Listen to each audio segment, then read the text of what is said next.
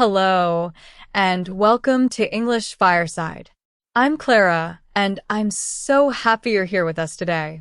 And I'm Marco. Welcome, everyone. This is the podcast where we have real English conversations, just like this one. Today's topic is something everyone needs to know how to talk about. That's right. We're talking about going to the doctor and talking about your health.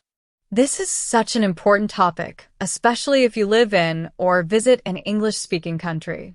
Yes, knowing how to describe how you feel can make a big difference at the doctor's. So, whether you're nervous about going to the doctor or just want to learn the vocabulary, this episode is for you. We'll talk about making an appointment, describing your symptoms, and what to expect in the office. And we'll also look at some common health problems and how to stay healthy in the first place. That's a lot of great stuff. Let's get started, Clara. Let's do it, Marco. Okay, so first things first. When do you decide to call the doctor? For me, if I have a fever or something doesn't feel right after a couple of days, I make an appointment. Same here. I usually wait a day or two to see if it gets better on its own. Right, because sometimes a headache or a cold just goes away by itself. But if it gets worse, or if you have a high fever, you should call the doctor right away. Exactly. So, let's talk about how to make an appointment. In English, you usually call the doctor's office. Or sometimes you can book online now, which is really convenient. Yes, more and more clinics have online booking. But let's practice the phone call, because that can be harder. Good idea. So what do you say when someone answers? Usually you say something like, "Hello, I'd like to make an appointment with Dr. Smith, please." Simple and polite. And they'll probably ask you what the appointment is for. Yes. You might say, "I've had a sore throat for 3 days," or "I've been feeling very tired lately."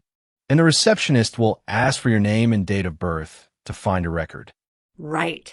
They might also ask if it's urgent. That means, do you need to be seen today or tomorrow?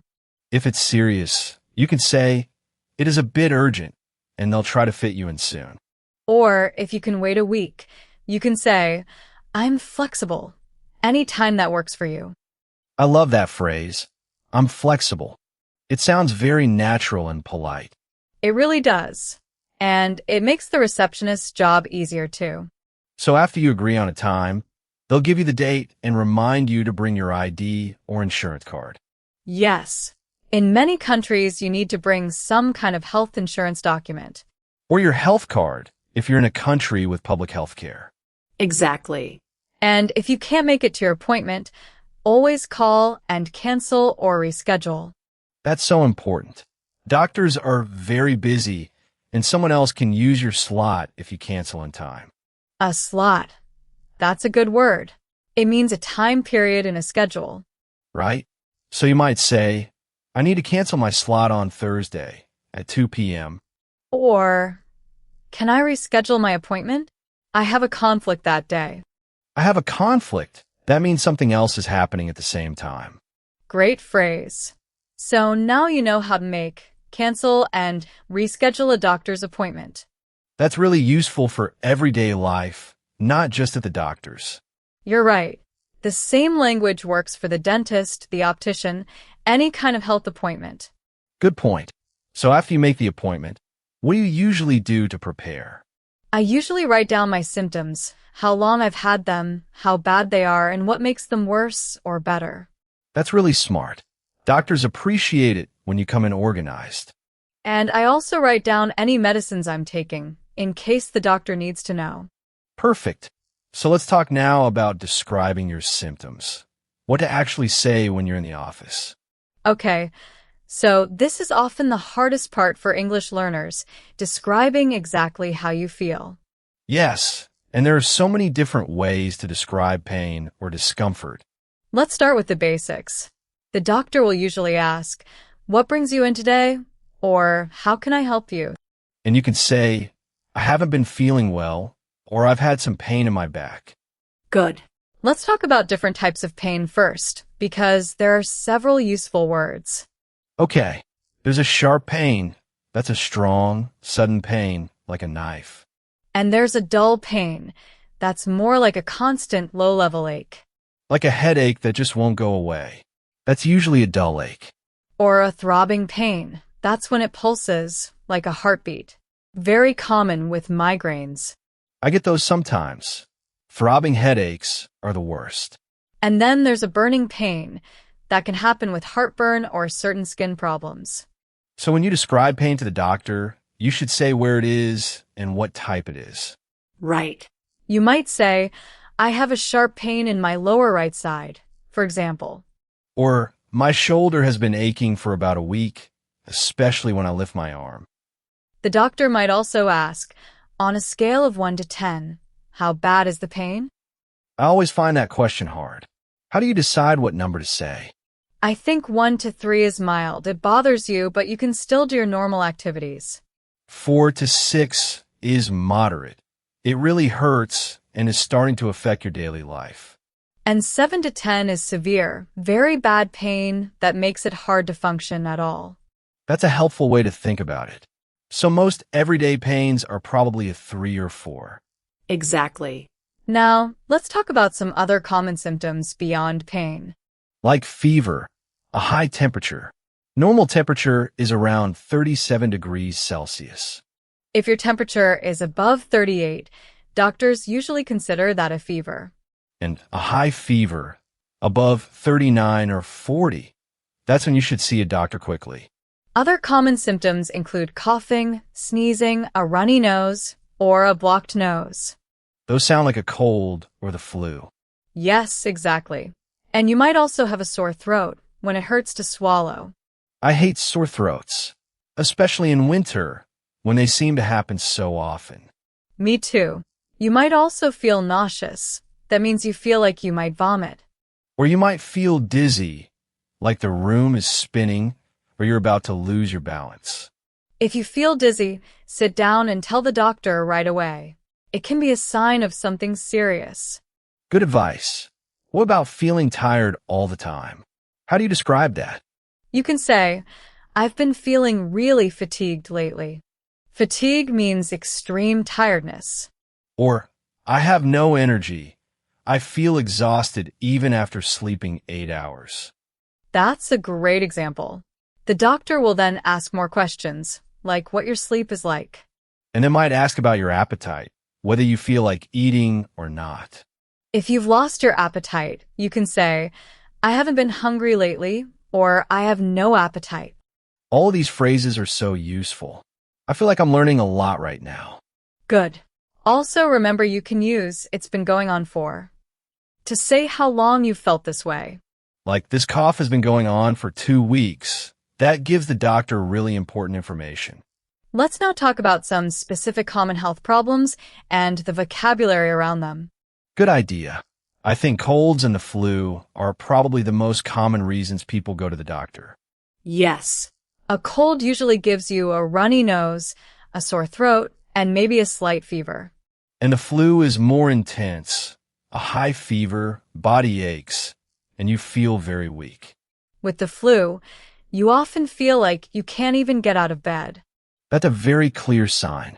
Body aches. That's when your muscles and joints hurt all over your body. Right.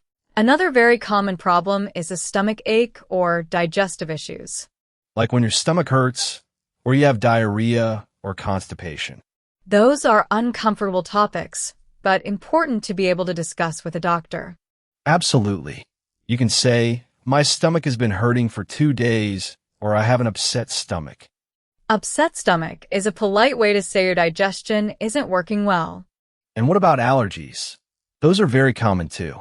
Yes. An allergy is when your body reacts badly to something like pollen, animals, or certain foods. Common allergy symptoms are sneezing, itchy eyes, and a runny nose. You might say to the doctor, I think I'm allergic to cats, or I have hay fever every spring. Hay fever. That's an allergy to pollen from grass and trees, right? Exactly. It's very common in spring and summer when there's a lot of pollen in the air. I actually have hay fever. My eyes get very itchy every May. Oh, that's not fun. Do you take any medicine for it? Yes, I take antihistamines. They really help to reduce the symptoms. Antihistamines, those are medicines that block your body's allergic reaction. Right? You can buy many of them at a pharmacy without a prescription. Good point. A prescription is a document from a doctor that allows you to get certain medicines. And a pharmacy, or chemist in British English, is where you go to buy medicine. Yes. In some countries, it's called a pharmacy, in others, a drugstore or a chemist's. Let's also talk about injuries. Not just illness. What about when you hurt yourself? Good addition. You might sprain your ankle, that's when you twist it and damage the ligaments. Or you might break a bone. That's when the bone actually cracks or snaps. A fracture is the medical word for a broken bone. And a bruise is when you hit something and the area goes dark, blue, purple, or black under the skin. You can say, I fell down the stairs and I think I sprained my wrist. Or I hit my head. I have a bump and it really hurts. A bump, that's a small swollen area after hitting your head or another body part. And a cut. That's when the skin breaks. You need to clean it and maybe put a plaster on it. In American English, it's a bandage or Band-Aid. In British English, a plaster. That's a useful difference to know. The vocabulary can change a little between countries. It can. The important thing is to describe clearly what happened and where it hurts. And if you're not sure of the exact word, just describe it. I hurt this part here, works fine. Exactly. You can point to where it hurts. Doctors understand. Great. We've covered so much. Now let's talk about what actually happens inside the doctor's office. Okay, so you've made your appointment. You've waited in the waiting room, and now it's your turn. The doctor calls your name and you go in. What happens next? Usually the first thing the doctor or nurse does is take your vital signs. Or vital signs. They're basic health measurements, your temperature, blood pressure, heart rate, and sometimes your weight. Ah, so they measure all those things first before the doctor even talks to you. Yes, usually. A nurse might check your blood pressure with a cuff that goes around your arm. I find it a little uncomfortable. The cuff gets really tight. Me too. But it only lasts a few seconds. Normal blood pressure is around 120/80. And if it's too high, that's called high blood pressure or hypertension. Right. That's a very common condition, and it's important to know your numbers. Then the doctor comes in and asks about your symptoms, right? Yes. They usually start with an open question like, what brings you in today? And then they ask follow-up questions. When did it start? Does anything make it worse? Or, have you had this before? And is anyone else in your family sick? That last one is about family history, whether illness runs in your family. Yes, family history is important because some conditions are genetic. They can be passed down. Like diabetes or heart disease, for example. Exactly. After the questions, the doctor might do a physical examination. What does that involve? They might press on your stomach to check for pain, look in your ears and throat, or listen to your chest. They listen to your chest with a stethoscope. That's the device doctors put in their ears. Right. They're checking that your heart and lungs sound normal. And if they need more information, they might order tests. Yes, like a blood test, a urine test, or an X-ray. A blood test. That's when they take a small amount of blood and send it to a laboratory. It checks things like your sugar levels, your iron levels, and whether you have an infection. I don't love needles, so blood tests make me a little nervous. Most people feel that way, but it's really quick. Usually just a few seconds. True. And then after all of that, the doctor gives you their diagnosis. A diagnosis is their conclusion, what they think the problem is. Like, you have a bacterial infection, or this looks like a case of tendinitis. And then they explain the treatment, what you need to do to get better. Treatment could be rest, medicine, physical therapy, or a referral to a specialist. A specialist is a doctor who focuses on one specific area, like a cardiologist for the heart. Or a dermatologist for skin problems. Exactly. And if you're getting medicine, the doctor writes you a prescription. and you take that prescription to the pharmacy to pick up your medicine. It's also important to ask questions if you don't understand. You can say, "Could you explain that again, please?" Yes, doctors want you to understand your own health. It's completely fine to ask for more explanation. Now let's talk about something that helps you avoid going to the doctor so often: healthy habits. Prevention is better than cure, as they say. Exactly. That's a great English saying. It means it's better to prevent a problem than to fix it later. So what are some basic habits for good health? Well, the most important one is sleep. Most adults need 7 to 9 hours of sleep each night. I know, but so many people don't get enough. It's really hard in a busy life. It is. But poor sleep weakens your immune system. That's your body's defense against illness. So if you don't sleep well, you get sick more easily. Yes. And exercise is another big one. Regular movement keeps your body and your mind healthy. How much exercise do experts usually recommend? Generally, about 30 minutes of moderate exercise at least 5 days a week. Moderate. That means not too intense, right? Like a brisk walk. Exactly. A brisk walk, cycling, swimming, these are all great moderate exercises. I go for a walk every morning. I find it really helps my mood for the whole day. That's wonderful. Exercise releases endorphins, chemicals in the brain that make you feel happy. And then there's diet, what you eat. That's a huge factor in health. Absolutely. A balanced diet with lots of vegetables, fruit, protein, and whole grains is ideal. And reducing sugar, processed food, and too much salt helps a lot too. Yes. Too much salt can raise your blood pressure over time. Drinking enough water is also really important, isn't it? Very. About 8 glasses a day, though it depends on your size and how active you are. I sometimes forget to drink water when I'm busy. I really need to remind myself. A simple habit is to keep a water bottle on your desk. It works as a visual reminder. Good tip. What about mental health? That's part of health too. Absolutely. Mental health is just as important as physical health. And it's okay to talk to a doctor about stress, anxiety, or feeling low. Many people feel embarrassed about this, but they don't need to. Mental health problems are common and treatable. You might say to your doctor, "I've been feeling very stressed and I'm not sleeping well." Or, "I've been feeling quite low lately and I don't know why." That's enough to start the conversation. And doctors are trained to help with these things, not to judge you.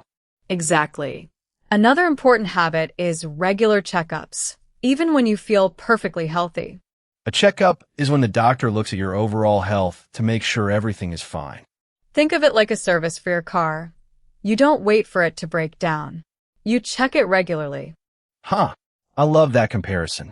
Your body is your vehicle. It really is. Take care of it, and it will take care of you. Okay, so we've covered so much today. Let's do a quick recap. Yes. We talked about how to make a doctor's appointment and what to say on the phone. We looked at vocabulary for describing symptoms, types of pain, how long you felt sick, and how serious it is. We went through some common health problems like colds, the flu, allergies, and injuries. And we talked about what happens inside the doctor's office, the examination, the tests, and the treatment. And finally, we talked about healthy habits that can keep you well in the first place. That was a lot of really useful English today. I feel like I could go to the doctor with much more confidence now. Ha. Perfect. That's exactly the goal, to feel more confident in real-life English situations. If you have any of the symptoms from this episode, please go see a doctor and keep practicing your English. Ha. Yes, please do. And remember, it's always okay to say, "I'm sorry, could you repeat that?" if you don't understand. Doctors and nurses are used to helping people, so don't be shy. Absolutely. Thank you all so much for listening to English Fireside today. We really appreciate your support. If you enjoyed this episode, please share it with a friend who is learning English. Keep listening, keep practicing, and keep improving. You're doing great. Until next time, take care of your health, and take care of your English. Goodbye. Bye, everyone.